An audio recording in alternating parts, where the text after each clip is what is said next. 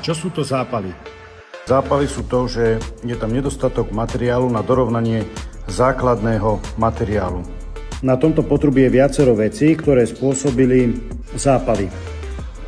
Prvou vecou je, že sa pohyboval zvárač, že držal teplo hlavne v strede a nepodržával na krajoch. Nepodržal oblúk na krajoch, aby sa mu natavili strany, aby tam nevznikol ten zápal. Ako druhou vecou tu je to, že si nespravil dostatočne výplňovú vrstvu. Najlepšie je si spraviť výplňovú vrstvu pred zakrývaním úplne do roviny. Keď si ju dáte do roviny, tak potom nebudete mať taký problém so zápalmi.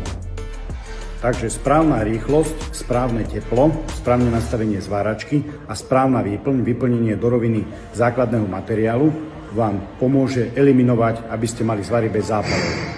Pre ďalšie tipy a triky sleduj Sparkon Welding Academy.